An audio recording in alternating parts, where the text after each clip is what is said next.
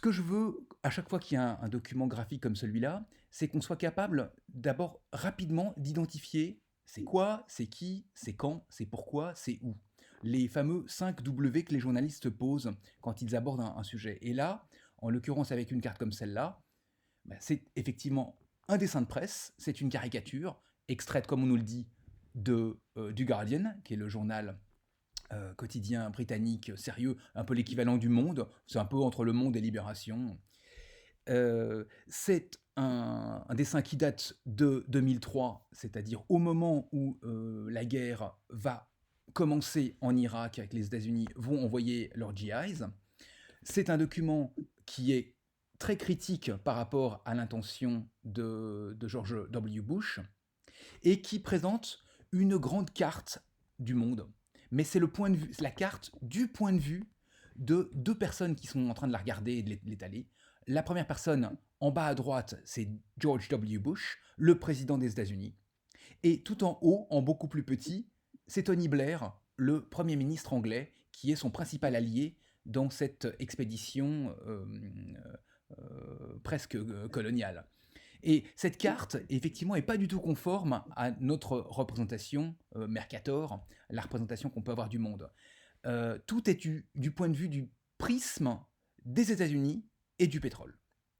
Euh, Pourquoi les États-Unis sont devenus le Texas? Parce que George W. Bush est un Texan, parce qu'il a fait fortune dans le pétrole, comme le reste de sa famille, et donc pour lui, les États-Unis c'est une extension du Texas.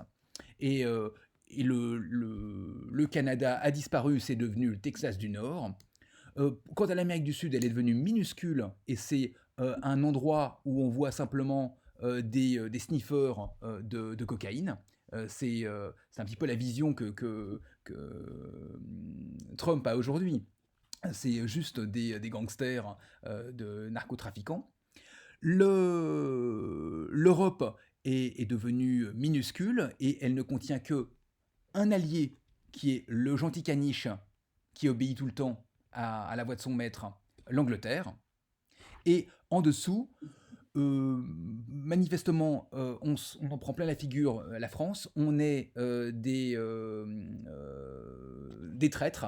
On est ceux qui résistent, on est des lâches bouffeurs de fromage. Et puisqu'on le sait, Jacques Chirac et son ministre des Affaires étrangères ont décidé de ne pas aller en Irak accompagner les États-Unis pour ce deuxième conflit. Le reste du monde, il y a des parties qui ont complètement disparu, mais ce qui est important, c'est le Moyen-Orient, parce que c'est là qu'il y a tout le pétrole.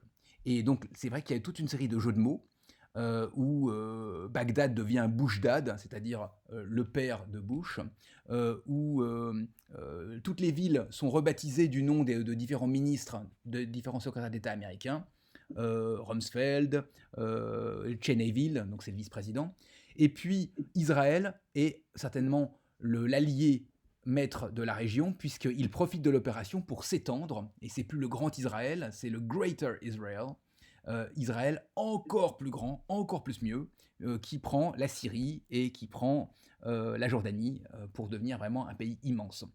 D'autres pays comme l'Arabie Saoudite deviennent des extensions de grandes compagnies pétrolières comme Exxon, ça devient Exxon Arabia. Et on nous mentionne quelques endroits intéressants, par exemple la Russie, parce qu'il y a également des puits de pétrole. Donc tout est sous le prisme des puits de pétrole. C'est probablement assez proche de la représentation mentale que peuvent avoir les dirigeants américains à ce moment-là. Tout est sous le prisme de l'énergie et de l'intérêt que ça peut avoir à y aller ou à ne pas y aller.